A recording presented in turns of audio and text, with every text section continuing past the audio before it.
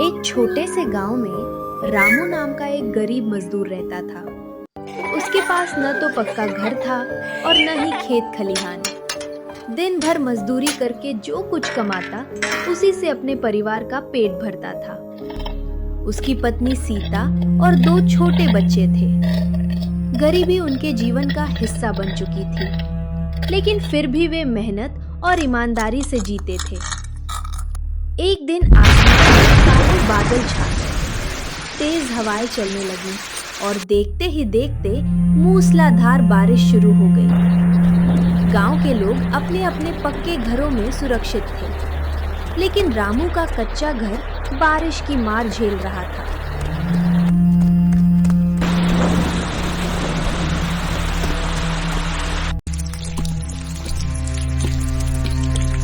अरे नहीं, हे भगवान, ये कैसी भयानक बारिश है। अगर ऐसे ही बरसती रही तो मेरा पूरा घर टूट जाएगा। मैंने दिन रात मेहनत करके ये छोटी सी झोपड़ी बनाई थी।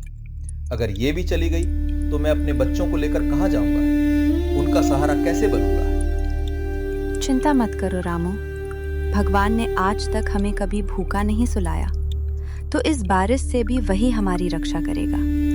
कोई ना कोई रास्ता जरूर निकलेगा। तुम बस हिम्मत मत हारो, हम मिलकर हर मुश्किल का सामना करेंगे।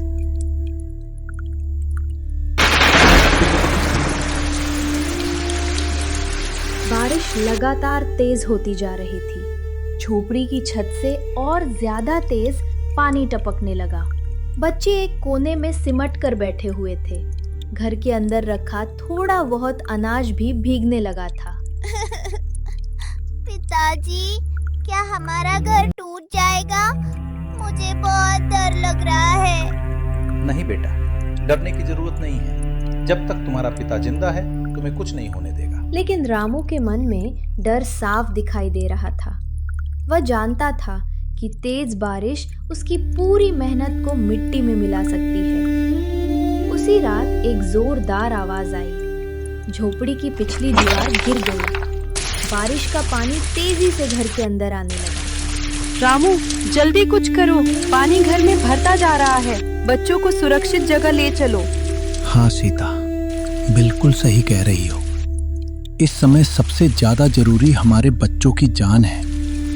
सामान तो मेहनत करके फिर से जुटाया जा सकता है, लेकिन अगर बच्चों को कुछ हो गया तो हम कभी खुद को माफ नहीं कर पाएंगे।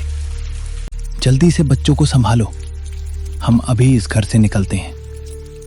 भगवान पर भरोसा रखो। चाहे आज हमारा घर टूट जाए, चाहे हमारी सारी जमा पूंजी चली जाए, लेकिन जब तक हमारा परिवार सुरक्षित है तब तक हम फिर से सब कुछ बना लेंगे। चलो, देर मत करो, बारिश और तेज होती जा रही है। रामू अपने दोनों बच्चों को गोद में उठाकर और सीता का हाथ पकड़कर तेज बारिश के बीच गांव के स्कूल की ओर चल पड़ा। किसी तरह वे स्कूल पहुंच गए और एक कोने में बैठ गए। बच्चे डरे हुए थे और सीता उन्हें दिलासा देने की कोशिश कर रही थी। पूरी रात रामू जागता रहा। उसकी नजरें बार बार बाहर हो रही बारिश पर टिक जाती थी। उसे अपने घर और सामान की चिंता सता रही थी। रामू, भगवान का शुक्र है कि हम सब सुरक्षित यहाँ पहुँच गए। घर की चिंता तो है, लेकिन मुझे भरोसा है कि जो भी होगा हम मिलकर उसका सामना करेंगे। हाँ सीता, घर और सामान की चिंता तो हो रही है, लेकिन तुम्हें और बच्चों को सुरक्षित देखकर मन को थोड़ा सुकून मिल रहा है। भगवान चाहे जितनी परीक्षा ले, हम हिम्मत नहीं हारेंगे। अगली सुबह जब बारिश कुछ कम हुई तो रामू अपनी झोपड़ी देखने वापस गया। वहां पहुंचते ही उसकी आंखें भर आई। उसकी कच्ची झोपड़ी पूरी तरह ढह चुकी थी। चारों ओर मिट्टी, टूटी हुई लकड़ियां और बिखरा हुआ सामान पड़ा था। वह कुछ देर तक चुपचाप खड़ा अपनी मेहनत को मिट्टी में मिला हुआ देखता रहा।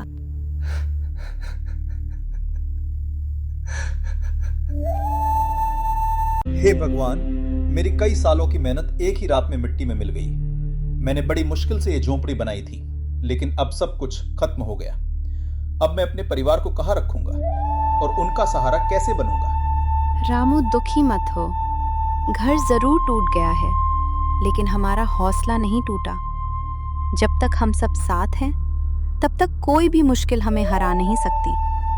भगवान ने चाहा तो हम मेहनत करके फिर से अपना घर बना लेंगे। पूरे गांव में काम की तलाश करता रहा। वह हर दुकान और हर घर के सामने हाथ जोड़कर काम मांगता। सेठ जी, मुझे कोई भी काम दे दीजिए, मैं दिन रात मेहनत करूंगा। मेरे बच्चों ने 2 दिन से भरपेट खाना नहीं खाया है। लेकिन गांव के ज्यादातर लोग उसकी गरीबी का मजाक उड़ाते। किसी ने उसकी मजबूरी नहीं समझी, किसी ने उसे एक दिन का काम भी नहीं दिया। अरे रामू, पहले अपना टूटा हुआ घर तो संभाल ले। हमारे यहाँ तुम्हारे लिए कोई काम नहीं है। चलो आगे बढ़ो। रामू सुबह से शाम तक पूरे गांव में काम की तलाश करता रहा। देखो देखो, फिर आ गया काम मांगने। हमारे पास तुम्हारे लिए समय नहीं है। तुमसे काम नहीं होगा। भीख मांगने से अच्छा है कहीं और चले जाओ। मैं भीख नहीं मांग रहा हूँ सेठ जी, बस मेहनत करने का एक मौका मांग रहा हूँ। पूरा दिन गांव में काम की तलाश करने के बाद रामू खाली हाथ और टूटे हुए मन से अपनी उजड़ी हुई झोपड़ी के पास लौट आया। उसके चेहरे पर निराशा साफ दिखाई दे रही थी। उसे समझ नहीं आ रहा था कि अब अपने परिवार का पेट कैसे भरेगा। क्या हुआ रामू? कहीं काम मिला? तुम इतने उदास क्यों हो? नहीं सीता, पूरे गांव में भटकता रहा, हर दरवाजे पर हाथ जोड़े, लेकिन किसी ने काम नहीं दिया। सबने मेरी गरीबी का मजाक उड़ाया।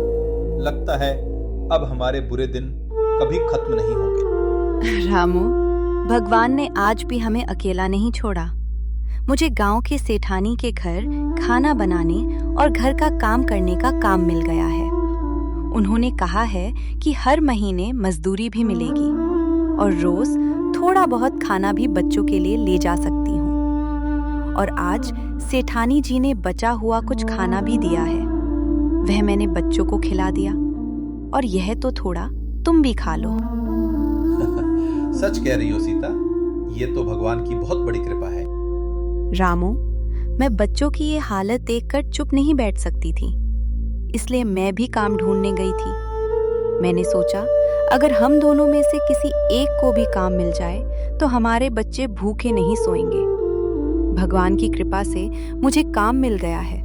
अब धीरे धीरे हमारे बुरे दिन भी बीत जाएंगे। खैर, कब तक अच्छे दिनों की उम्मीद करें? मानसून का मौसम है, बारिश किसी भी वक्त आ सकती है। बस भगवान की कृपा है कि जैसे तैसे ये रात निकल जाए, फिर आगे देखा जाएगा कि क्या होता है। हमें अब देर नहीं करनी चाहिए। सबसे पहले किसी किराए के छोटे से घर को किराए पर लेना होगा। उसके लिए कुछ पैसों का इंतजाम भी। सीता, चाहे मुझे दिन रात मेहनत करनी पड़े, मैं करूंगा। भगवान पर भरोसा है, एक दिन फिर हमारे अच्छे दिन जरूर लौटेंगे। अगली सुबह नई उम्मीदों की किरण के साथ शुरू हुई। रामू और सीता ने एक दूसरे का हौसला बढ़ाया और अपनी अपनी मंजिल की ओर निकल पड़े। सीता सेठानी के घर काम करने चली गई, जबकि रामू रोजगार की तलाश में गांव के बाजार की ओर चल पड़ा। दोनों के मन में बस एक ही चिंता थी, किसी तरह आज शाम तक एक छोटा सा किराए का घर मिल जाए। आसमान में फिर से काले बादल मंडरा रहे थे। ऐसा लग रहा था कि किसी भी पल बारिश शुरू हो सकती है, इसलिए समय रहते अपने परिवार के लिए एक सुरक्षित ठिकाना हो जाए। रामू पूरे दिन काम ढूंढता रहा। वो एक दुकान से दूसरी दुकान जाता रहा, लेकिन किसी ने उसे काम नहीं दिया। आखिर में वो थक कर और उदास होकर बैठ गया। उसे लगा कि आज भी उसके हाथ सिर्फ निराशा ही लगी है। तभी शहर से आया एक सेठ बाजार से गुजर रहा था। चलते चलते उसकी जेब से कुछ रुपए नीचे गिर गए। रामू की नजर उन रुपयों पर पड़ी। उसने उन्हें उठाया। एक पल के लिए उसके मन में ख्याल आया, अगर मैं ये पैसे रख लूं तो शायद अपने बच्चों के लिए खाना खरीद सकूं और किराए के घर का इंतजाम भी हो जाए। लेकिन अगले ही पल उसकी ईमानदारी जाग उठी। नहीं, ये पैसे मेरे नहीं हैं। किसी और की चीज पर मेरा कोई हक नहीं है। चाहे मैं कितना भी गरीब हूं, लेकिन अपनी ईमानदारी कभी नहीं बेचूंगा। रामू बिना एक पल की देर किए पूरी ताकत से सेठ जी को आवाज लगाने लगा। सेठ जी जरा रुकिए, आपके कुछ रुपए गिर गए हैं, ये लीजिए, अपने पैसे संभाल लीजिए। अरे भाई, तुम तो बहुत ईमानदार इंसान हो। आज के समय में ऐसी ईमानदारी बहुत कम देखने को मिलती है। तुम चाहते तो ये पैसे चुपचाप अपने पास रख सकते थे, लेकिन तुमने ऐसा नहीं किया। सच कहूं, तुम्हारी ईमानदारी ने मेरा दिल जीत लिया। भाई, तुम्हारा नाम क्या है? तुम कौन हो और क्या काम करते हो? सेठ जी, मेहनती और ईमानदार तो मैं हूँ, लेकिन आज मैं बेरोजगार हूँ। पिछले 2 दिनों से काम की तलाश में इधर उधर भटक रहा हूँ, पर कहीं काम नहीं मिला। ऊपर से लगातार बारिश ने मेरी कच्ची झोपड़ी भी गिरा दी। अब मेरे परिवार के पास रहने के लिए घर भी नहीं है। बस किसी तरह मेहनत करके अपने बच्चों का पेट पालना चाहता हूँ। रामू, अब चिंता मत करो। तुम्हारी ईमानदारी ने मेरा दिल जीत लिया है। ये लो, मेरा पता रख लो, कुछ रुपए रखो। इसे अपने काम की एडवांस मजदूरी समझना। सबसे पहले अपने परिवार के लिए एक छोटा सा किराए का घर ले लो। बच्चों को अब और तकलीफ मत होने देना। मेरा घर गांव से थोड़ी दूर शहर में है। कल सुबह वहीं आ जाना। आज से तुम्हें काम मिल गया है। तुम बस मन लगाकर मेहनत करना, बाकी सब ठीक हो जाएगा। रामू ने बिना देर किए सबसे पहले एक छोटा सा और सस्ता किराए का घर ढूंढा। घर मिलते ही वह अपनी पत्नी सीता और बच्चों को वहां ले आया। कई दिनों बाद उनके सिर पर एक सुरक्षित छत थी। छोटा सा घर देखकर भी पूरे परिवार के चेहरे पर सुकून और खुशी साफ दिखाई दे रही थी। सीता, मुझे काम मिल गया है। कल से मुझे पास के शहर में काम पर जाना होगा। सेठ जी बहुत अच्छे इंसान हैं। उन्होंने मुझ पर भरोसा किया और कुछ पैसे एडवांस में दिए ताकि हम अपने परिवार के लिए किराए का घर ले सकें। अब मुझे पूरा विश्वास है कि हमारे अच्छे दिन जल्द ही शुरू होंगे। अगली सुबह रामू जल्दी उठा। उसने भगवान का नाम लिया और सीता से कहा, सीता, मैं काम पर जा रहा हूँ। तुम बच्चों का अच्छे से ध्यान रखना। आज काम का पहला दिन है, इसलिए शाम को आने में थोड़ी देर हो सकती है। तुम मेरी चिंता मत करना। फिर वह खुशी खुशी सेठ जी के दिए हुए पते पर काम करने के लिए निकल गया। उसके मन में एक ही उम्मीद थी कि अब उसके परिवार के अच्छे दिन शुरू होने वाले हैं। वह रामू सेठ जी के बताए हुए पते पर पहुंच गया। सेठ जी ने मुस्कुराकर उसका स्वागत किया और उसे अपने बड़े गोदाम में ले गए। रामू, आज से तुम यहीं काम करोगे। इस गोदाम का हिसाब किताब और सामान की देखभाल की जिम्मेदारी मैं तुम्हें देता हूँ। सेठ जी, आपने मुझ पर इतना भरोसा किया है। मैं पूरी ईमानदारी और मेहनत से अपना काम करूंगा। आपको कभी शिकायत का मौका नहीं दूंगा। मुझे तुम्हारी ईमानदारी पर पूरा भरोसा है। मुझे ऐसे ही मेहनती और सच्चे इंसान की जरूरत थी। अगर तुम मन लगाकर काम करोगे तो तुम्हें अच्छी तनख्वाह भी मिलेगी और सम्मान भी। रामू ने उसी दिन से पूरे मन लगाकर काम शुरू कर दिया। उसकी मेहनत और ईमानदारी देखकर सेठ जी बहुत खुश रहने लगे। अब रामू को अच्छी तनख्वाह मिलने लगी और धीरे धीरे उसके परिवार की जिंदगी पहले से बेहतर होने लगी। उधर मॉनसून का मौसम था। कई दिनों से लगातार तेज बारिश हो रही थी। चारों तरफ लोगों का घर से बाहर निकलना भी मुश्किल हो गया था। हे राम, ये बारिश न जाने क्या करके मानेगी। हर दिन पहले से ज्यादा तेज हो रही है। मेरा मन बहुत घबरा रहा है, कहीं फिर से कोई नई मुसीबत ना आ जाए। अरे सीता, इतनी चिंता मत करो। ये तो मॉनसून का मौसम है। यही बारिश हमारी धरती को हरियाली देती है, खेतों में फसल उगाती है और पूरे साल के लिए जीवन का सहारा बनती है। अगर बारिश ना हो तो धरती पर जीवन चलाना बहुत मुश्किल हो जाएगा। बारिश की कोई गलती नहीं है सीता, गलती हमारी गरीबी की है। हमारे पास पक्का घर नहीं है, इसलिए हमें इसकी मार ज्यादा सहनी पड़ती है। देखना, जिस दिन हमारा अपना मजबूत घर होगा, उसी दिन यही बारिश हमें भी बहुत सुहानी लगेगी। कुछ महीने बीत गए। रामू पूरी ईमानदारी से काम करता रहा। एक दिन उसके मन में एक नया विचार आया। उसने देखा कि सेठ जी के गोदाम में दाल, चावल, चीनी और दूसरी चीजें बहुत ज्यादा मात्रा में आती है। इसलिए उनकी कीमत भी कम पड़ती है।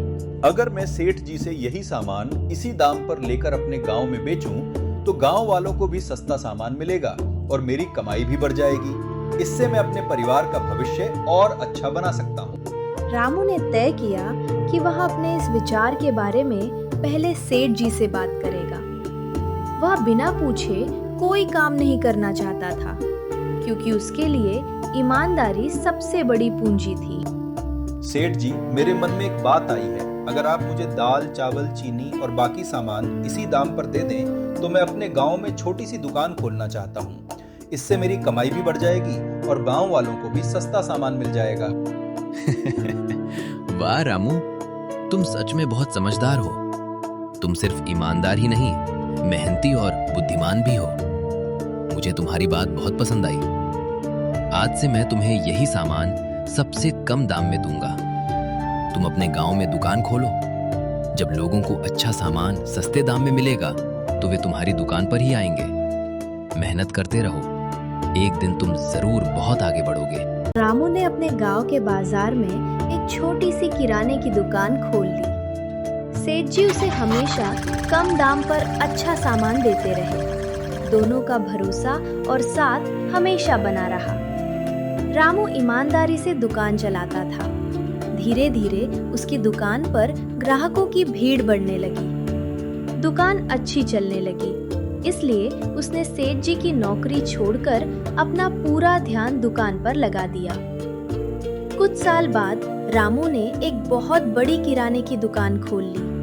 अब उसका परिवार खुशी से रहने लगा और उसकी मेहनत रंग ला चुकी थी। रामू के पास अब अपना पक्का घर, खुद की बड़ी किराने की दुकान और अच्छी खासी बचत भी हो गई थी। लेकिन उसने अपने पुराने दिन कभी नहीं भूले। वह अपनी कमाई में से कुछ पैसे निकालकर गांव के गरीब और जरूरतमंद लोगों की मदद भी करने लगा। अब लोग रामू को सिर्फ एक सफल दुकानदार नहीं, बल्कि एक नेक और दयालु इंसान के रूप में भी जानते थे। अगर आपको ये कहानी पसंद आई हो, तो वीडियो को लाइक करना मत भूलिए और ऐसे ही दिल छू लेने वाली कहानियों के लिए हमारे चैनल को सब्सक्राइब जरूर करें। साथ ही बेल आइकन दबा दीजिए ताकि हमारी हर नई कहानी आप तक सबसे पहले पहुंचे।